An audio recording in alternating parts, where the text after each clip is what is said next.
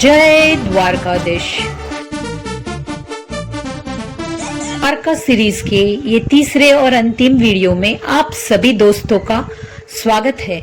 अगर आपने अभी तक हमारी द्वारका सीरीज के पहले 2 वीडियो नहीं देखे हैं तो हमारे चैनल पे जाए और उस वीडियो को देखें। और अगर आपने अभी तक हमारा चैनल सब्सक्राइब नहीं किया है तो इसे सब्सक्राइब अवश्य कर ले, ताकि आगे आने वाले वीडियोस के अपडेट्स आपको लगातार मिलते रहे। द्वारका सीरीज की इस आखिरी वीडियो में हम आपको द्वारका अगर आप विजिट कर रहे हैं तो कौन कौन सी जगह पे घूमना है, यानी कि places to visit in Dwarka के बारे में इंफॉर्मेशन देने जा रहे हैं। तो द्वारका दर्शन में आपको कौन कौन सी जगह घूमने जाना है उसके बारे में बात करते हैं। जैसा कि हम सब जानते हैं, भक्तजन द्वारकाधीश के दर्शन के लिए आते हैं, तो सबसे पहली और जो प्रमुख जगह है वो है द्वारकाधीश का मंदिर। मौजूद मंदिरों को चालुक्य शैली में बनाया गया है। हालांकि मंदिर में भगवान श्री कृष्ण के अतिरिक्त बलराम, वासुदेव, रुक्मणी और रेवती जैसे देवी देवताओं की मूर्तियां भी स्थापित की गई है। 5 मंजिल का यह मंदिर चूना पत्थर और रेत के माध्यम से बनाया गया है। इस मंदिर में प्रवेश करने से पहले भक्तजन गोमती नदी में स्नान करते हैं। द्वारका दर्शन में दूसरी जो जगह है वो है रुक्मणी देवी का मंदिर। रुक्मणी देवी भगवान श्री कृष्ण की पत्नी को समर्पित यह मंदिर है, जो द्वारका शहर से केवल 2 किलोमीटर की दूरी पर स्थित है। इस मंदिर का निर्माण 12वीं शताब्दी के दौरान किया गया है और इसकी वास्तुकला बेजोड़ है, जो यहाँ आने वाले पर्यटकों को बहुत ही आकर्षित करता है।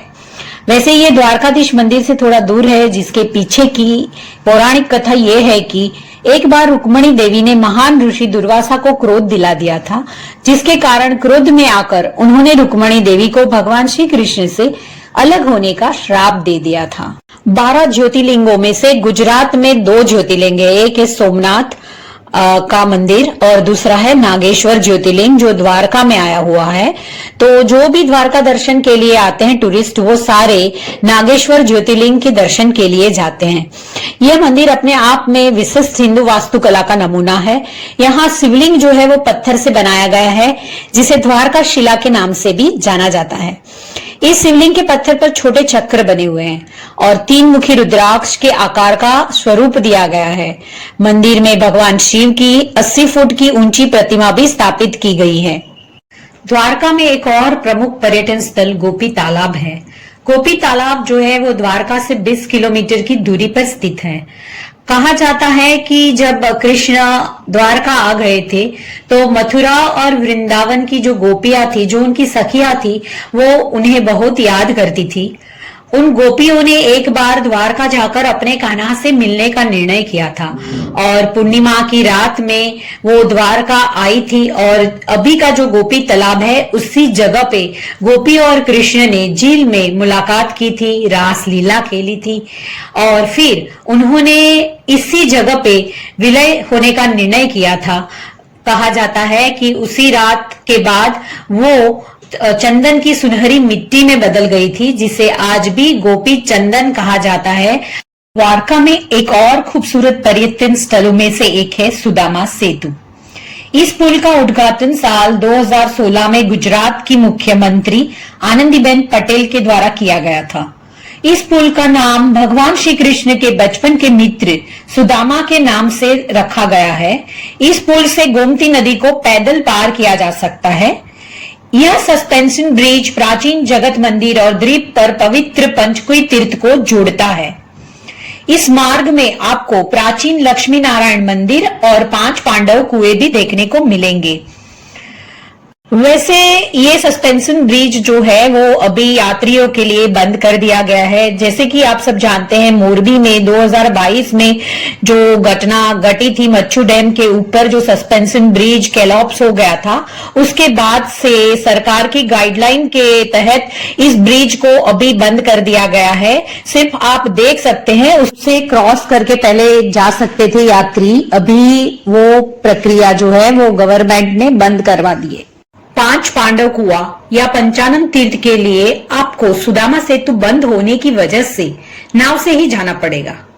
यहाँ सुदामा सेतु के दूसरे किनारे पे आया हुआ है। कहा जाता है कि जुए में सब कुछ हारने के बाद पांडव इस स्थान पर तपस्या के लिए आए थे। ऋषियों की सलाह पर पांडवों ने तपस्या की और अपनी अलौकिक शक्तियों के माध्यम से कुएं के रूप में 5 अलग अलग नदियों से पानी निकाला, जिन्हें कुंड भी कहा जाता है। यह कुंड एक दूसरे से 5 मीटर की दूरी पर स्थित है। समुद्र के खारे पानी से घिरे होने के बावजूद इन 6 फीट गहरे कुओं में मीठा पानी होता है, जिसका जलस्तर कभी कम नहीं होता। इसी जगह के पास में लक्ष्मी नारायण की स्वयंभू एक मूर्ति है, एक मंदिर है, जिसका आप दर्शन का लाभ अवश्य ले।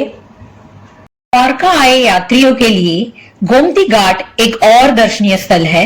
गोमती नदी के तट पे बने इस घाट पे यात्री स्नान करने के बाद भगवान द्वारकाधीश के दर्शन करते थे। यहाँ से द्वारकाधीश मंदिर पहुंचने के लिए लगभग 56 सीढ़ियों को चढ़ने की जरूरत पड़ती है।